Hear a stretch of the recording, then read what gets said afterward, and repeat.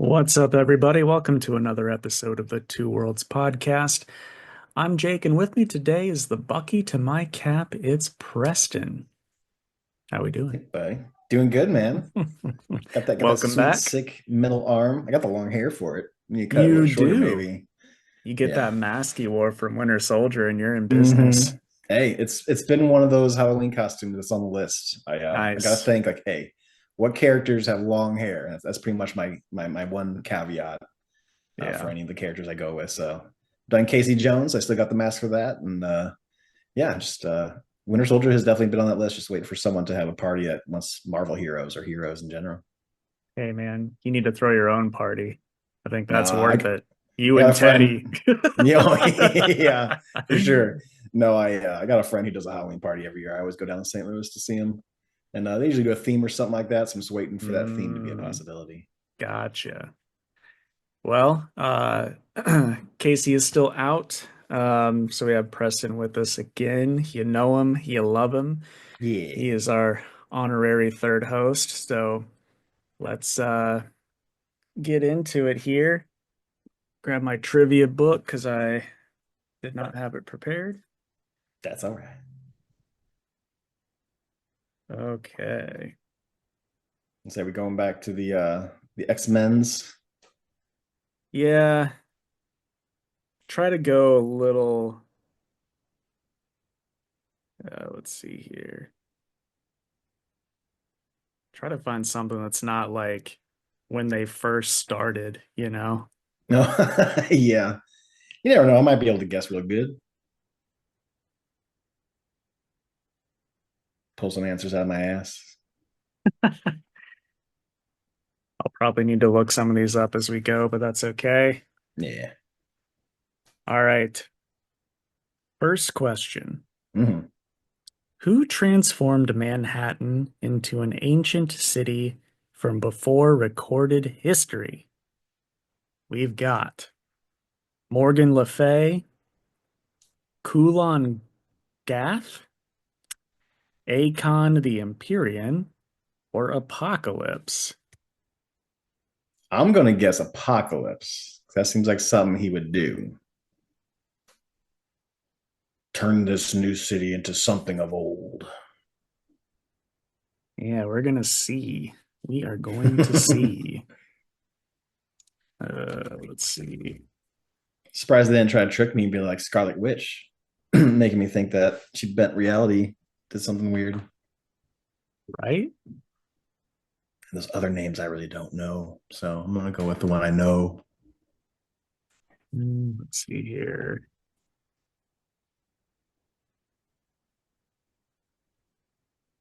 I don't know.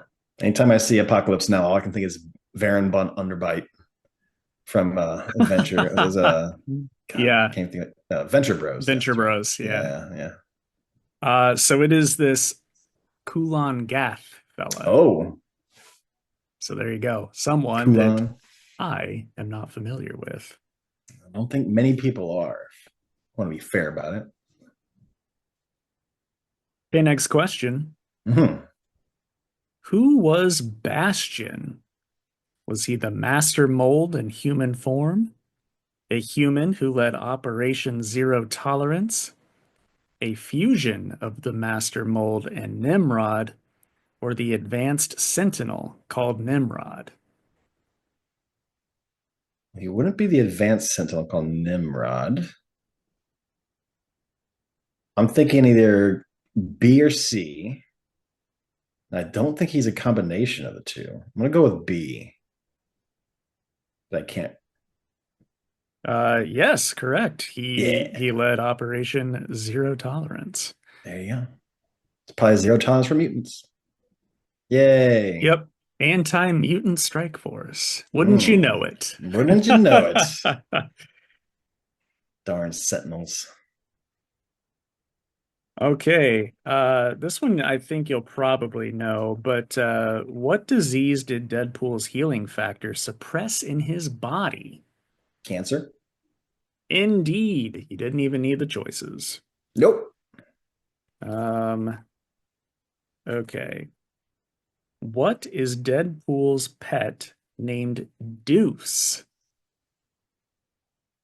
What is his pet name, Deuce? Like what type of pet is it, I guess? Yes, I can give you the Okay. choices if you don't know. Yes, please. Yeah. Okay. He's had a lot of pets. You've got a cat, a bat, a dog, a rat. Well, the only one I know is a symbiote. That was Princess, so it's not that one. Um, I would say because Deadpool, probably a rat. It's actually a dog. Okay, I was going with weird shit, but I guess he's gonna being normal for that Yeah. one. Yeah. I Just haven't read enough Deadpool to know that, unfortunately. no. Only done the Alyssa Wong and a little bit of the Brian Posehn when it Hmm. comes to Deadpool. Hmm. Yeah, the I read like the first three volumes of that Basane run. Very good. Very good Yes, stuff. very, very good. Very well written. Okay. Who was not one of the original members of the Exiles? The Mimic, Morph, Nocturne, or Havoc? And I bet Casey is like screeching the I answer because know. I bet he knows this. I'm just gonna guess this one. Morph? Incorrect. Nah. What do we got? The Havoc. It is Havoc. Yeah. Ah. And you know, no offense to the Exiles, but I thought that's the most well-known name. I bet that's the correct answer. Yeah.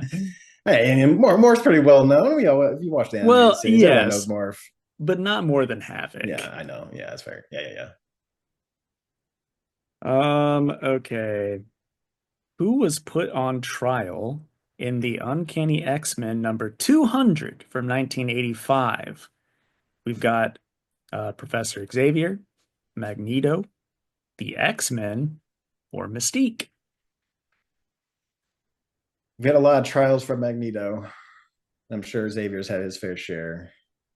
I'm gonna go with Mystique. I'm gonna do this one as a not obvious answer. Incorrect, actually. Oh, okay, all right. It What do was we got? Magneto.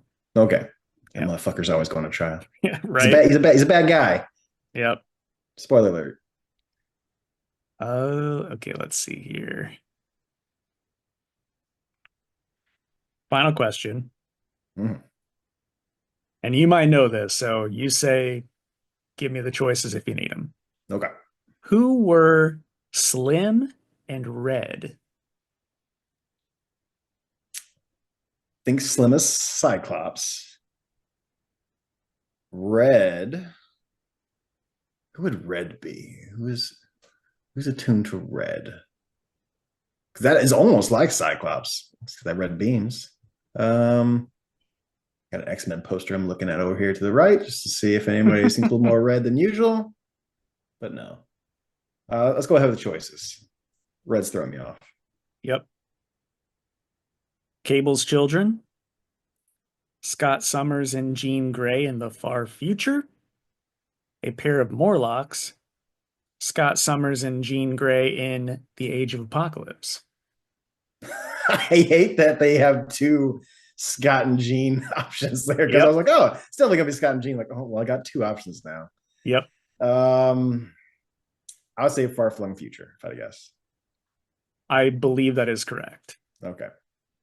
So I'm not seeing anything that says Age of Apocalypse, but I am seeing a lot of the word future. So, All right, fair enough. Yeah. I would so there assume you go. because Phoenix, Jean Greys go from green costume to red costume. So that's what I'm guessing. Yeah. Yep.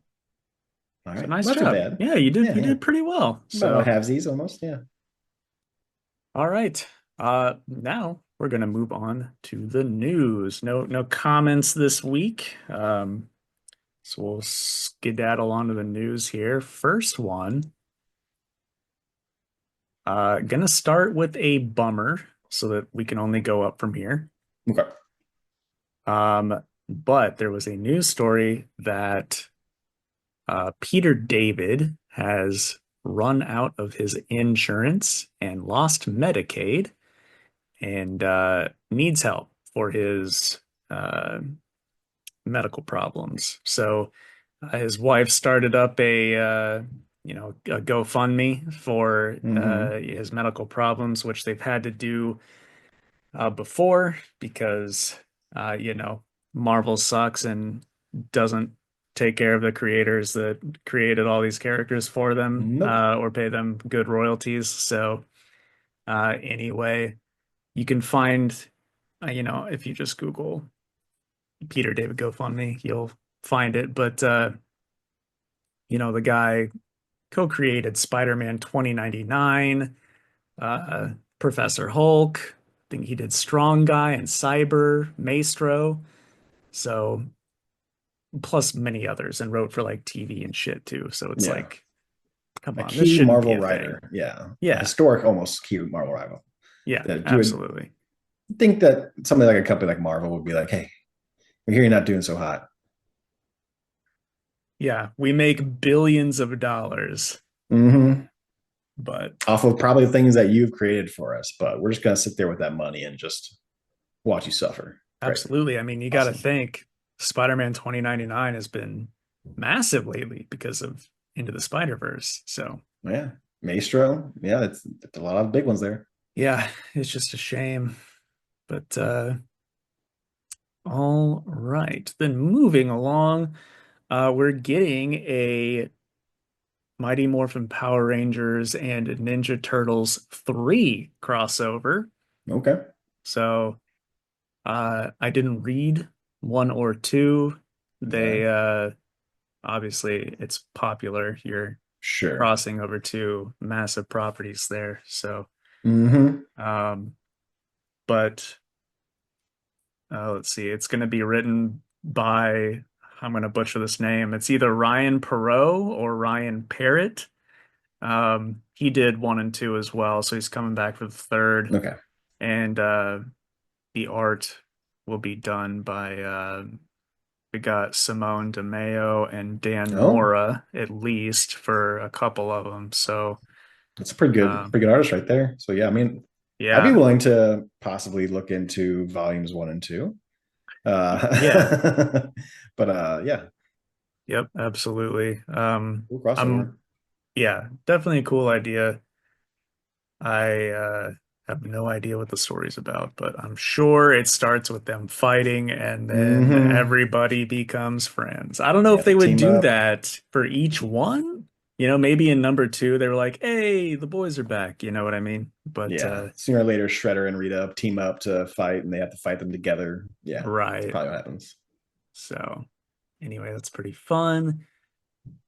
And then we got an announcement for the return of Marvel Knights. Um, See, when I think of Marvel Knights, I think of like, you know, Punisher, Elektra, Hmm. Daredevil, stuff like that. Um, this one won't be. Oh, It's called Marvel Knights: The World to Come. It's going to be a six-issue miniseries, and the story is going to be by Joe Quesada and Christopher Priest. Um, I believe Priest is doing like dialogue and actually like the script of it. hmm. But Joe Quesada is going to be doing the art, which is pretty neat because he hasn't done interiors for quite some time because, you know, he was bumped up to like a higher up in Marvel. So, Yeah.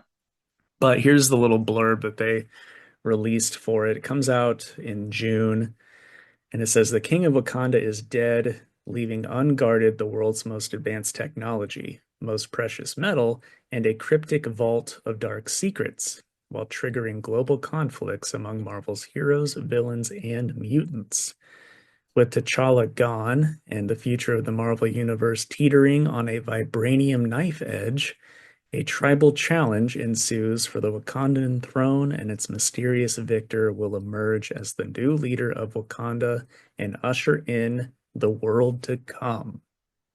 So, you know, sounds pretty neat. Some Marvel Knights to set up a new Black Panther. Yeah, potentially so. Okay. So, yeah, we'll see what happens Curious to see there. who they choose to battle it out for it. Yeah. The Some of the like preview art shows a lot of Captain America fighting either with or against Black Panther. So, Is that Sam Wilson's Captain America? nah, looks like Steve. Oh, So okay. I don't know if that means Steve will be the one to take over, but anyway, that's still pretty neat. Like I said, that comes out in June. And last bit of news, also comic book related.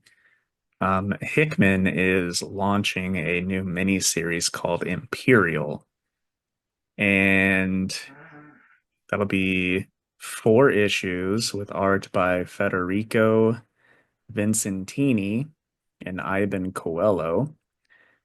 And let's see here. It says Imperial finds the galaxies of the Marvel Universe on the brink of major upheaval following the elimination of several of its most prominent leaders. Um, let's see. Empires fall, rulers are overthrown, and power is seized in a saga of intrigue, mysteries, and war, all taking place against the backdrop of the formation of a new galactic order in the Marvel Universe. So, got groundbreaking developments for Hulks, Black Panthers, Novas, Guardians, and Cosmic Kings and Queens. Imperials will lay the foundation for an entire new landscape of interconnected space set stories, making it the must-read comic book of the summer. So, looks like Marvel wants to do a lot more with their cosmic side of things. I'm And down with. Yeah. I like the yeah, cosmic stuff, so I'm definitely curious. yeah, same. I think it could be interesting. Yeah. Hickman's not known to write poorly most of the time, Yeah, so I know, right? Plus, everybody that's sad that the Krakoan age is over. They Mhm. they have a new cosmic age to look forward to. Yeah. So could be pretty cool. But that's it for the news, man. So Okay. what comic books did you read this week? I got a couple hours before we started the recording. I got X-Men 13, Space Ghost 11, Nick Fury versus FinFangFoom, and Legacy of Vader #2. Excellent. I've got Batman and Robin, Batman Dark Patterns, The Moon is Following Us, Aquaman, DC versus Vampires World War V, and Snotgirl. Okay. I've got a couple more than you, so I'll start us off here. Sure. We've got Batman and Robin 19, and it's written by Philip Kennedy Johnson with art by Yavi Fernandez. And I think this book is so good. I think it's better than the regular Batman book that's going on. There's just a lot of Bruce is such a dick. He's such a dick. He does these things that he shouldn't be doing, like to his own son, Bad because Dad. Yeah. you know, that's just Bruce Wayne for you. And Damian finds out. So Bruce keeps ruining his relationship with his son. Meanwhile, they're trying to find out who or what, this killer in Gotham is. If it's actually the same one from Bruce's youth or if it's like a copycat. But man, it's real good stuff. I just really like Batman and Robin. So, uh, it's an easy 9 out of 10 for me. Yeah. I've been missing Batman and Robin. I kind of stopped after the whole Bane's Island full of Hmm. dinosaurs kind of deal. Yeah. But that was really good reads. The writer for that one really fucking kills it. Yeah, for sure. And then I'll go ahead and do Batman Dark Patterns #4. It's written by Dan Watters with art by Hayden Sherman. And this is the start of the next arc, the next 3 issue arc. So, like I said before, this book feels like a 90s, early 2000s Vertigo book, which I know you're a fan of too, Yeah. Preston. Really darker stuff. Yeah. Yeah. And just the art style is very fitting of that. But The gist is that Batman gets called to this huge apartment building and some weird stuff's going on. Like voices are bouncing around. He can't pinpoint where the bad guys are. And he thinks that Scarface has come back. Oh, Scarface is doll. the little Yeah. doll guy, puppet.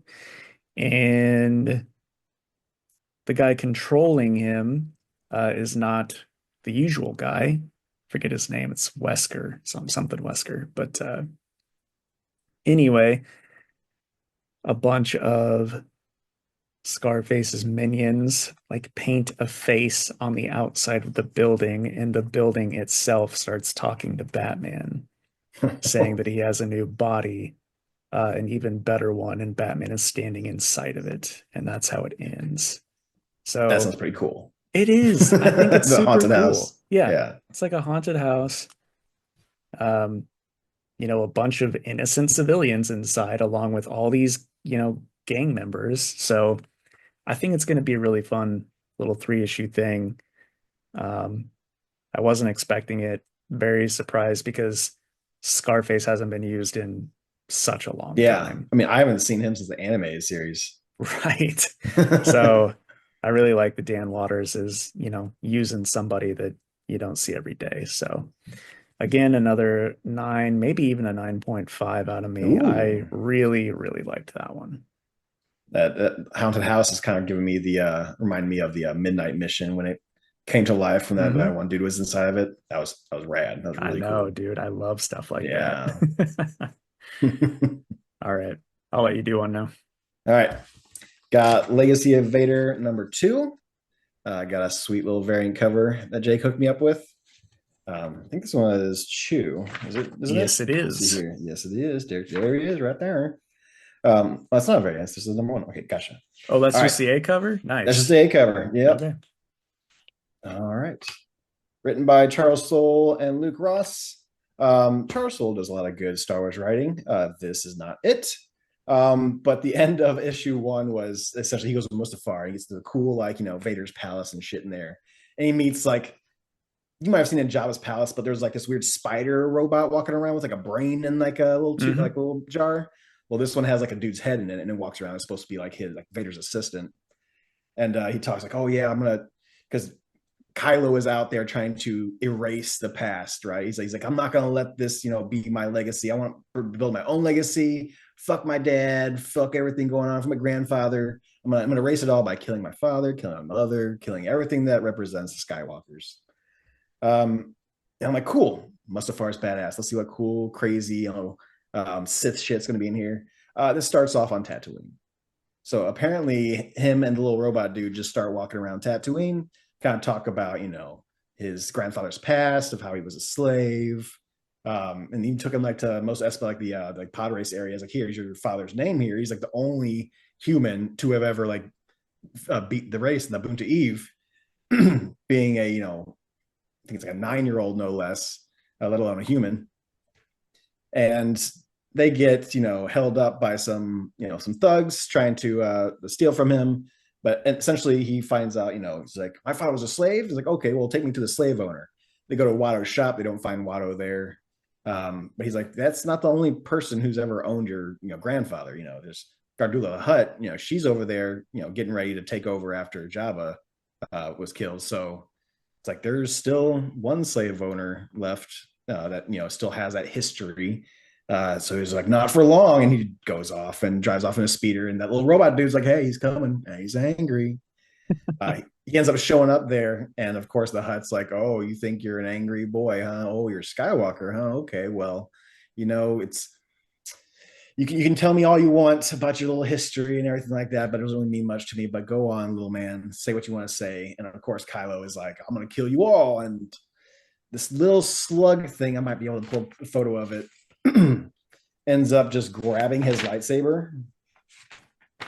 And Gardula at one point was like, you don't think that after what happened to like Jabba, like that I wasn't gonna have some type of like contingency plan for Force users?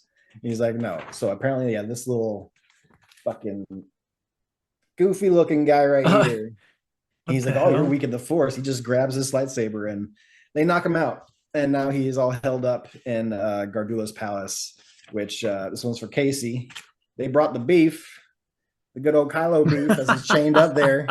To be fair, I think, the actor himself has a little more beef than that, as we've seen in the other movies, but Mm, they do give you a little bit of the beef, the Kylo yeah, beef, so it's nice. gotta have some beef. Writing is not the greatest. There's only a couple issues left. I'll probably keep going with it, but it's not fantastic. If we're going on a 10, 3.5 to a 4, maybe, if I want to be Ooh, that's generous. even worse than the last issue. Yeah, it's not great. I had that hope. I had that hope that we're gonna get some cool, like, ancient Sith Mustafar stuff in there, but no, we didn't get any of that. We just went back to Tatooine, as most Star Wars loves to do. Yeah. So we got there, and Gardula's cool. Her little force pet's cool, but that's kind of it. Well, we can hold out hope for the next one. Yeah, another New Hope, sure. Yeah. All right.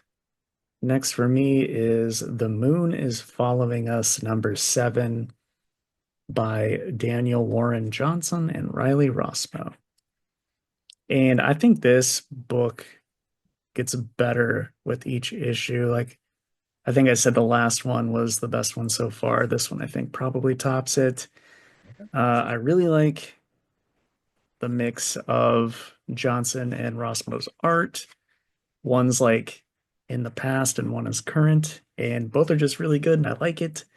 And yeah, the action, there's a huge fight in this one too. And the action's really cool. Like the dad just Yeah. picks up a car seat and starts whooping ass with it, which I think is pretty neat. Um, yeah, and then another cliffhanger at the end. So with this one, like I say often, like you're either reading it or you're not. Like there's nothing I can say Yeah. about a number 7 image book. You're either on Hmm. board or you're not, but I'm digging it. I'm gonna continue with it. So I'm gonna give it an 8 out of 10. Okay. Yeah, I'm waiting on a trade for that one. I mean, I'm gonna follow Daniel Warren Johnson now, pretty much Yeah. with whatever he does, because he just the style, just like the uniqueness of him is just phenomenal. Yeah. All right, next up for me is Nick Fury versus FinFangFoom. It's a little one-off. This one goes back to 1940s, the cusp of America entering the war. Um, no Howling Commandos just yet. It's he is working with someone else. I can probably look if I want to, but he's doing like a acrobatic show to where he's like essentially standing on and jumping off of a plane kind of deal to make some money on the side. But he gets recruited by another person who is working with a company that's working with the Chinese government to help supply from the Japan invading forces. But a lot of those arms have been delayed due to a mysterious thing stopping all the planes in a certain part of China. So Nick Fury gets hired to go out there and to take care of it. It's just pretty much him and one other person who knows how to fly a crop duster type of plane. They go out there to investigate. There is a monk in that airstrip before they leave that mentions that he has seen what was out there before the last plane got taken down. And he saw a cloud with fangs or teeth. So they go flying around looking for what may have caused the issue. And FinFangFoom is just above. He's like, "You are in my realm." He's like, "You shall die." And essentially, Nick Fury just jumps out of the plane and says, "I'll distract him. You go and tell the rest of the guys what we found here, and I'll keep them busy."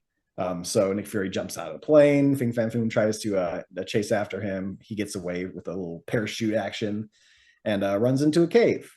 This cave is full of ruins and just happens to be where FinFangFoom rests. So he's like, "Oh, you think you can escape from me? Well, you just ran into my trap by going into my little area." You just activated my trap Yeah, card. exactly. So as they have a little conversation with each other, of course, FinFangFoom is just wanting to have a little snack, a little Fury snack. But before FinFangFoom was able to eat him, you have, I don't know why I'm forgetting his name right now. One of the Howling Commandos guys, the guy with like the top hat and the mustache. What was his name again? Oh, Dum Dum Dugan. Dum Dum Dugan. Dum Dum Dugan shows up with a couple of guys to help bust him out of there. They end up just collapsing the cave. FinFangFoom says he's going to rest there for another 25 years, which I'm assuming both these things lead up to a different event that is already known. Let me see if I can find it because there's a reference to it as well. By the way, like this, like one shots like this, giving references to comics that are not exactly new is a little funny to me. Like when Nick Fury's getting recruited, it's like seeing Sergeant Fury and his Howling Commandos issue number 34. I'm like, where do you expect me to pull that one up? Yeah, And then we got, I mean, it could be maybe it's the newer one. I know he got like a newer excursion. it's not. It's not okay. Fair enough. All right, cool deal. So yeah, it's find that older one. I mean, I guess you can go digital, but Jake will hate you for it. But yes, when he goes back to sleep to like reawaken later on, it says until the day of my awakening, which is See Strange Tales number 89. I'm like, I'm sure that's a real cheap, easy one to pick up whenever you want Yeah, to. right. Hopefully they got a collection somewhere. But then the very end, it shows Nick Fury, obviously hanging out with Howling Commandos and starting that all off. So it's a nice little in between, it's not like a what if scenario. It's more of a this just is when they cross paths at one point or another. Sure. But that was pretty good. Nice beefy book as well. So kind of helping out with that $4.99 price point. Yeah, actually feels worth it for yeah, once. exactly. When I could be like, okay, I like that. That's a little thicker. Written by J. Michael Straczynski and art by Elena Casagrande. Art was phenomenal. Writing's good. I would probably give this one give it an 8 out of 10. Yeah, I'll probably give this one an 8 out of 10. Pretty good. All right. One of my favorites this week. All righty. Next, I'm going to go Aquaman number 3. Got to show the Tula Lote variant cover that I got. Hell yeah. It's got a Very nice, nice. pretty Mira on it. Mm-hmm. This is written by Jeremy Adams with art by John Timms. And I love what Jeremy Adams is doing with Aquaman. It's just so cool. He's teaming up with, Arion, the old king of Atlantis, along with the Lady in the Lake. Mm-hmm. And, they're going to craft Aquaman a new weapon since he doesn't have his trident anymore. Oh. And we don't get to see what that looks like yet, so I'm sure it'll be a big thing next issue. But yeah, then the other half of the book is about this evil Lord Dagon who has taken control of the blue, which I don't think the blue was a thing before this book. Like we know about the green and the red because of Swamp Thing and Animal Man. So I think it's cool that we're getting, another water element version of that world, their dimension, the water dimension, if you will. Yeah. So that's pretty neat, and how, Aquaman ties into all that, which makes sense. Yeah, then some people show up. I don't know who it is. It says that as seen in Batman Superman World's Finest 35 through 37. So this lady and a couple other ladies sort of capture Aquaman and take him away to this Lord Dagon. And that's where it'll pick up the next time. So I think this book is super rad. I got to give it a 9.5. It's probably my pick of the week. Yeah, I think so. It's just what do you think? Oh, hello. Preston says hello. Oh, okay. Oh, cat. Oh. What do you think the weapon's going to be? I mean, it's Lady of the Lake is helping make it. Is it going to be a dope ass sword for Aquaman? I mean, you would think so. And I'm kind of hoping so, just because it would be something different. But I also wouldn't be surprised if it was just like a new trident, right? Because that's what he's known for. Yeah, that's the key. It's just an oar. Yeah. It's just a big paddle. That'd actually be hilarious. Like back in the 90s, he had the hook hand, he had the water hand. He's had the trident over the years, so maybe it will be something new. But cool. I'm on board. I think this makes Aquaman like more of a fantasy, which is obviously my favorite genre. It needs to be. Yeah, Yeah. I just think it's great. So good stuff.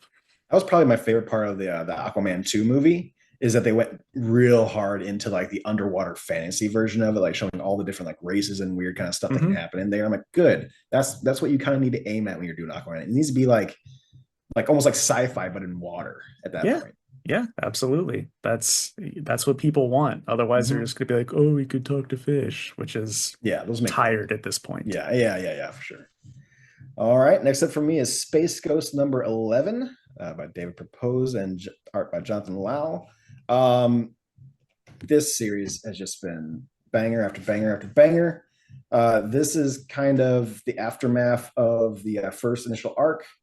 Um, Space Ghost is going off doing his thing. He's kind of putting the kids on the back burner as like backup. The kids are obviously getting restless and don't want to be put on the sidelines. And they're like, hey, what are we going to do? Just sit here on Ghost Planet and do nothing? Like, we're kids. We need to have a life. We need to do something. Space Ghost shows up, notices one of the kids is like applying for that's whatever space academy it is out there. Gets real mad about it and is like, you guys can't leave here. And they're like, we can do whatever the fuck we want. So we're out. Peace. Get your shit together. We may or may not be back. So they leave a little bit. And then immediately after they leave, there is this, I forget his name, but there's essentially an evil villain that has broken out all of the villains from the previous story arc. So you have Zach, you have Zorak, you have Brack, you have Metallo, you have this little tiny guy that controls animals. You have essentially the poison ivy of the group, who's like a, I think she heard Black Widow, I think is her name. But they all show up to take down Space Ghost. Um, Now the kids are talking that he's Space Ghost is fighting. The kids are off in space, and they start talking like, "Yeah, we feel kind of bad at how he left that. Like maybe we just check in on him real quick." So they call him up, and he's just screaming. So they're like, "Oh shit, Space Ghost is. We got to go back. We got to go back." So they end up going back, saving him a little bit. But what ends up happening is they grab Blip, which is the monkey. I think that Blip is kind of like a he's a lot like the God forgive me if I am forgiving the name because I'm live now, so I can't remember names at the current moment. But Right. Corgi from Cowboy Bebop. Oh, Ein? Ein, yes. He's got like Ein to where he's like an animal who's been experimented on, so he's like a super smart animal.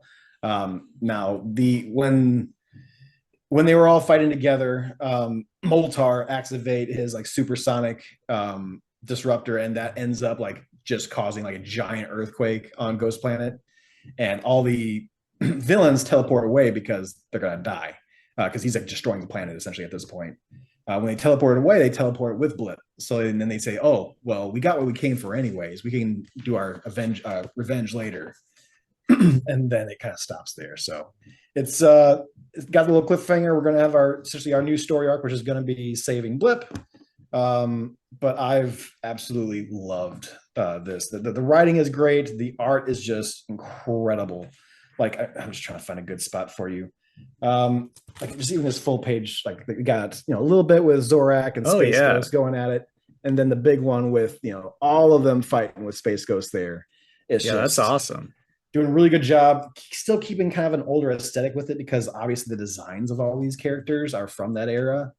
And they just, Jonathan Lau is just doing an incredible job on here. But this is 9.5 out of 10. Definitely my pick of the week. It's a lot of times that Space Ghost is getting that pick of the week depending on what's out. But Yeah. I've absolutely adored this entire run, this entire series.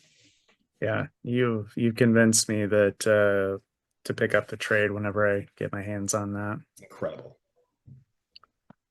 Okay, my next one is DC versus Vampires World War V #7. I want to show you my variant here by Mm-hmm. Santa Fung, but very Oh cool yeah. vampire Wonder Hell yeah. Woman, kind of Like the tower in the background, the Dracula's yeah, castle almost. yeah, Yeah. almost like Dracula's castle. Yeah. So very good stuff. It's by Matthew Rosenberg and Otto Schmidt, and I love the DC vampire shit. I just think it's so good. and fun. He brings in a lot of random characters that just aren't being used very much, Hmm. which is nice. I like it when they do that. But it looks like what they're going to do, which this never occurred to me, why these characters haven't shown up yet. But there is an entire room full of all of the robots and androids from the DC universe. Oh, because they can't be turned into Right. vampires. And it's like, Fucking oh brilliant. my God, why didn't I like, yeah, that has Yeah. never crossed my mind. Well, But why didn't they think about that when they were doing the mainline series? yeah, I know, right?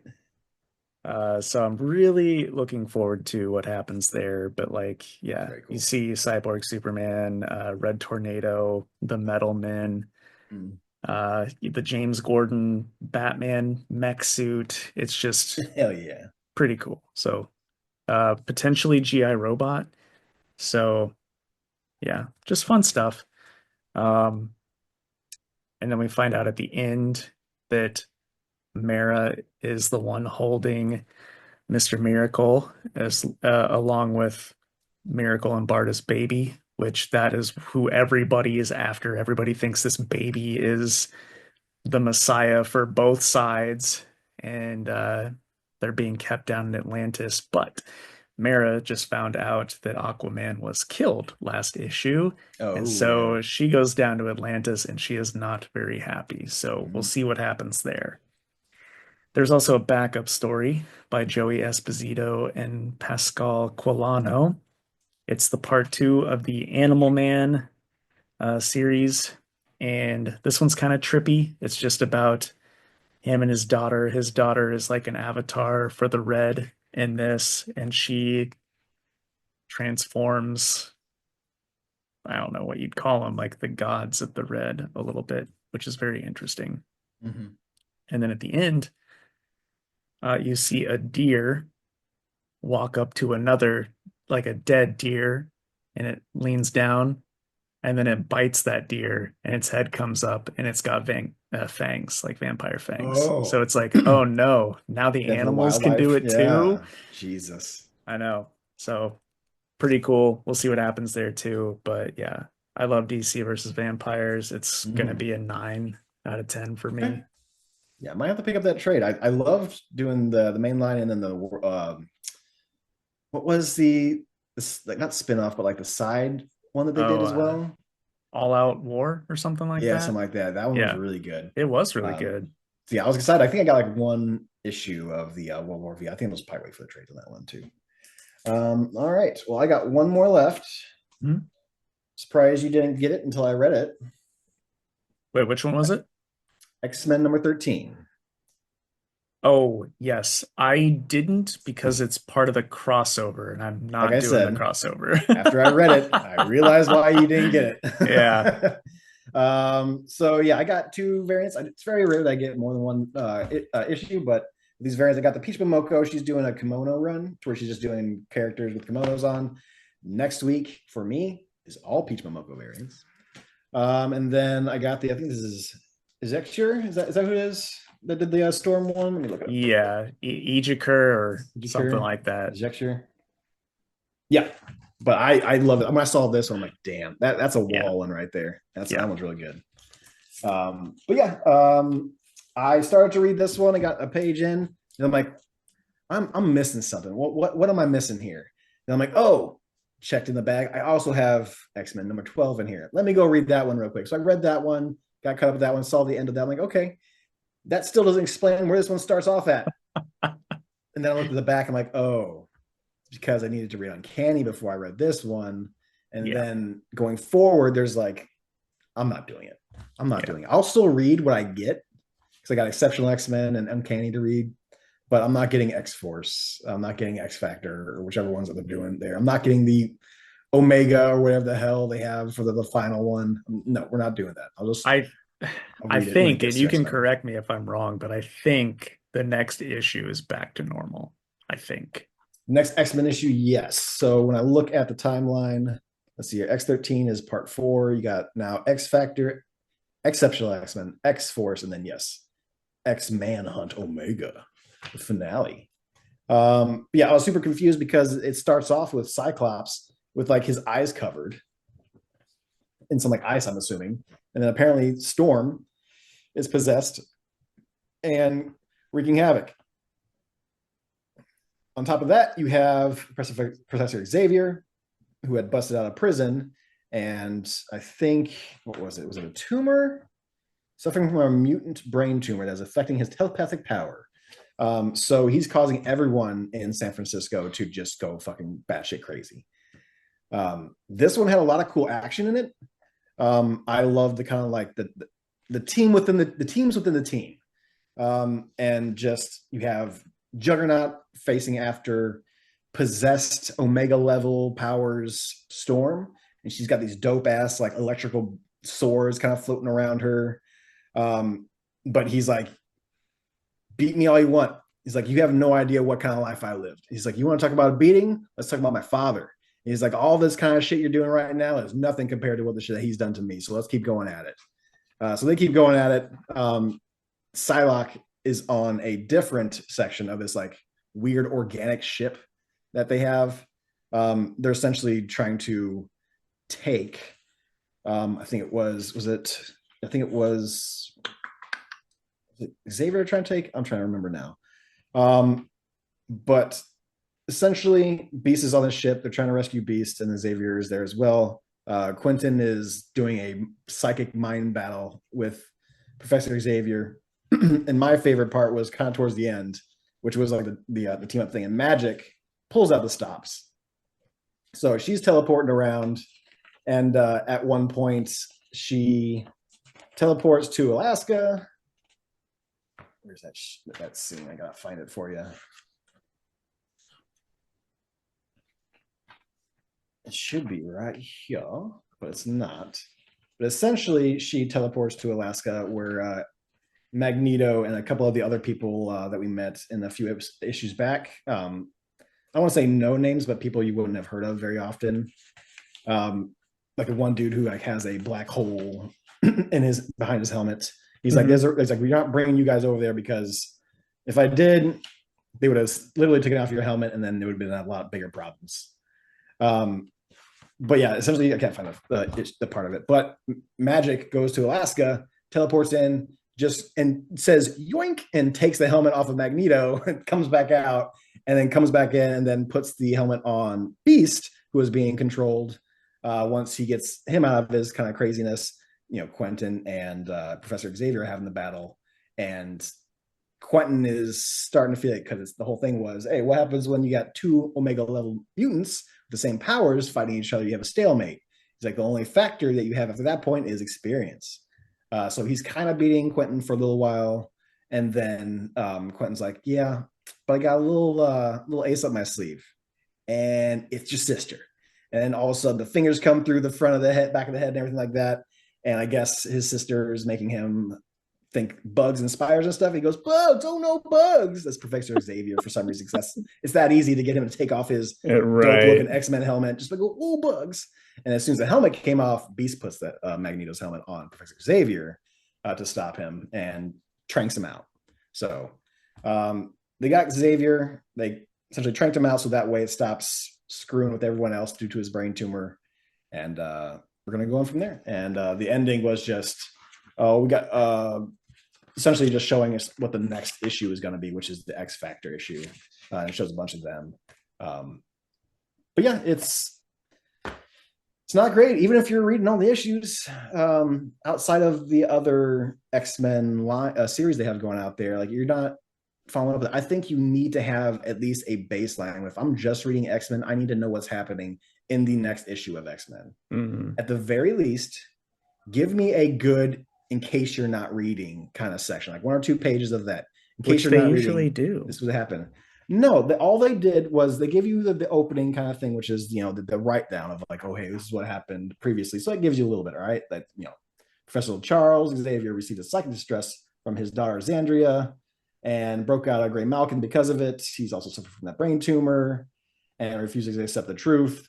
And that's when the various X-Men remain divided over whether to aid or apprehend him. That kind of is the only little bit that you get for that. And it's like I need more than that because I'm starting this up and Cyclops has his face all glued up, and I'm just not. I have no idea what's going on. Right. But what was really cool, I found out in this one that I didn't know about Juggernaut's suit is that it's attached to his soul. So like his armor gets all broken up, and the Magic's like, "Hey, you doing all right over there?" He's like, "My armor's broken," and she's like, "Dummy, it's attached to your soul. Just repair." He's like, "Oh yeah," and he clicks it back in. And there's a spot in it to where they're all gonna go after Storm, and the face that Juggernaut has, like the bug eyes that he has, is super duper cartoony. And if I could find it, I'd show it to you. But yeah, it's very very good. This series for X-Men is doing a really good job. They just kind of fucked it with the X-Manhunt thing, just kind of tossed in the middle of it. Like, man, you kind of just took the wind out of the sails of something that they were doing that was very good. I We're only totally 13 agree. issues in. So Totally agree. it's fine. Got my girl Psylocke in there, just fucking killing it, doing the good work. Good to see her back. I'm curious to see if the Psylocke Melissa Wong series is going to tie into how she got back. So I'm curious to get that next week. So we'll see how it goes. Yep. If I were to give it, so the writing in it is good. The art in it is fantastic. The Manhunt thing brings it down for me. So something that would have been an 8 or a 9 is going to be a 7 now, just Yeah. because it's thrown all through a loop. So it's a No, I'm bummer. right there with you. I'm That's right how it there with goes. you. The regular story has been so good, and I've just been loving it. But yeah, can't give a shit about the crossover. Unfortunate.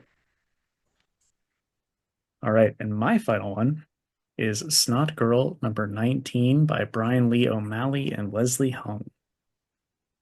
And like I said earlier, I mean, you're either reading Snotgirl or you're not. So I won't get into like mega details here, but I think it's super funny. There's like a weird mystery of Caroline, who is Snotgirl's girlfriend, and her brother. They're like obviously way older than we're led to believe. Like they find a bunch of journals for her brother that like dates back to the 80s No. and stuff. But he still looks super young, and so does she. So it's just like, what is going on here? Really interested in what that mystery is, So but it's not just an art style. It's actually like no, saying that, no, it's part of the we made story. them look young, but we're going to show your journal so that way you know they're older. Okay. Yeah. All right. So anyway, it's very good. Art's awesome. It's hilarious when it needs to be, and I just really like the book. So I'm gonna give it an 8.5 out of 10.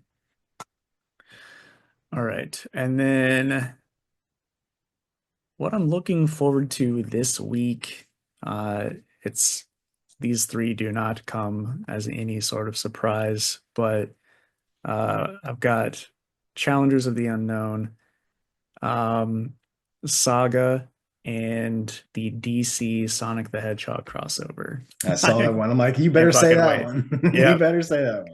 but man, there's a lot for me this week. There's regular Sonic, New Gods, Mm-hmm. Nightwing. I mean, this Magic, Mm-hmm. Zatanna. Mm-hmm. It's a very, very Very good big week week for for you. me. Yeah, Yeah. yeah.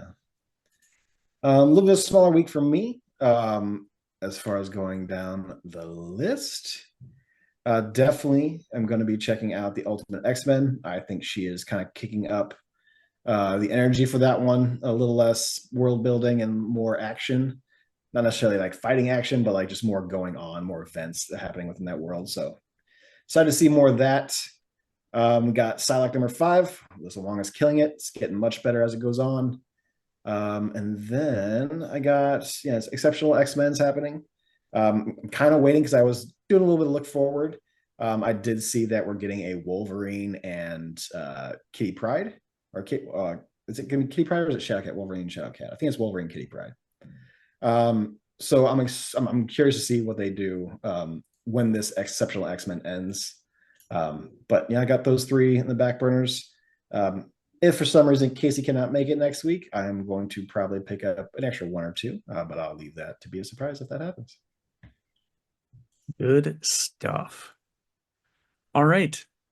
That leaves us with our Fantastic Four. And this one's a little Well, I don't want to say basic. It's simple, but a good one. Okay. I want to know your four favorite Marvel characters. Four favorite Marvel characters. Okay. Um, well, I can't say the X-Men as a whole. Right. So I guess I can pick one or two X-Men. Definitely Psylocke. Um, I want to kind of find more as far as like if I can get a collection of her when she split, when Betsy Braddock got out of Quinon's body and got into her own body. I want to find that. I want to find a little bit more of that because I always enjoy her when she shows up. It's just for previous runs, I did not know until I started reading like the Hickman X-Men that she was two people essentially in one body. Hmm. So that was new to me because I always kind of knew that the Betsy Braddock and you have Psylocke. I'm like, I always thought they were the same person because they technically are. But no mention of Quinnon by anybody. It's always been Psylocke or Betsy. Yeah. So I love that. Um, when it comes to more Marvel, Marvel I just don't get a lot of, honestly. It's like X-Men really brings me into it. Um, I'm trying to look even like through the stuff coming out. Miles Morales, love Miles Morales. I started going through that for a long while. I did that one even through the Gang War event. Hmm. After the Gang War event is kind of where I stopped reading into that one. But I love Miles. Obviously, the Into the Spider-Verse stuff kind of got me a little more into him. But that series in itself is really really good. Is it? I want to say Richard. I forget who is writing Miles right now, but he's doing an incredible job with writing Miles. I think it's Um, Cody Ziegler, right? Cody Ziegler, that's right. Ziegler is the last name is what I was trying to remember. Man, I kind of want to jump over to my box just to see what I have back there because I can't even remember off the top of my head other Marvel I know, I properties. kind of. You get put on the spot. There's when you go with. Um, yeah, you go with yours. I'm just Hmm. gonna take a real quick peek because I'm Yeah, feeling like an sure. idiot. All right. Sure. Uh, I try to do like two of my favorite Marvel ladies and then two of my favorite Marvel boys. So you guys already know Thor is the number one pick. Talk about it all the time. Um, I'm also going to go with Iron Fist. And I know I talk a lot about Moon Knight too. Moon Knight's definitely up there, but man, like the best of Iron Fist is some of my favorite stuff. And then for the two ladies, I'm gonna go 80s. with Valkyrie, and she's not in as much as she should be, but it's always a treat when she pops up now. And Magic, love Magic. She's fucking cool. She looks awesome with her armor. She's got a big old sword. Mm-hmm. She can teleport. Just think she's super cool. So there you I go. do Since he love her stepped giant away, Buster sword. I know it's the best, right? I said Thor, Iron Fist, Valkyrie, and Magic. Okay. Well, I went through my Marvel comics that I had sitting on the side that I just been putting away. Blade was the only one that wasn't an X-Men Oh there. yeah, Blade. I should have known that one. Unfortunately, almost all the comics that I've read of Blade have not been great. So I'd like to find some. If you are out there, listener, know of good Blade comics or good Blade series line, let me know. So I'm looking for it. Um, and then I would probably also go with I could say Winter Soldier because you made me Winter Soldier. I think he's very, very cool. But I would probably go with Rocket Raccoon. I really Oh dig his yeah. style, especially like some of the earlier comics. I guess like '90s ish, maybe early aughts. There was someone who did the art from. I think he's from St. Louis, but I really, really like his style when he did that, like a skinnier armed kind of deal, red eyes, that kind of Rocket Raccoon looking a little more like an Earthworm Jim kind of vibe to the art style of it. I Are you really talking like. about the Scotty Young run? Maybe, yeah, it might be. Yeah, you Because know I what? That would think, make sense. That would make yeah, sense. Yeah, he's not from St. Louis then. But yeah, I'll have to pick that up because yeah, that I just love that art style. Whenever I saw the covers for it, but I know little sneaky cat, little yeah. sneaky cat. causing a ruckus. Hey, we all got him around here. This one over here felt like puking while I was on getting groceries. So now his breath smells like puking. That's why I smell when he's sitting here with me. But it's fine. I'll Nice. give him a dental bone later on. He'll do that for sure. Oh, pets. Gotta love them. Mm-hmm. All right. Well, you guys let us know down below, along with your uh, Blaze suggestions, who your four Yes. favorite Marvel characters are, because I would very much like to know. So, but that's it for this week, folks. Preston, I appreciate you stepping in again. It was a good time. Um, we'll see if you're back with us next week, or if Casey will be able to join us. I'm sure he is dying to get back to Yes. talking with us. So, um, yeah, that's it for this one. Hope you all enjoyed, and we'd love to stay in chat, but we have to go fight some Nazis in World War II. So we'll catch Hell you next yeah. time. See ya. Punching Nazis. Thank you for listening to the Two Worlds Podcast. You can follow us on Instagram at Two Worlds Pod, on Twitter at two_worlds_PC, and on Facebook at facebook.com/twoworldspodcast. You can email us with any questions or comments at twoworldspodcast@gmail.com, and if you would, please subscribe to our YouTube channel. We are Two Worlds Podcast on YouTube.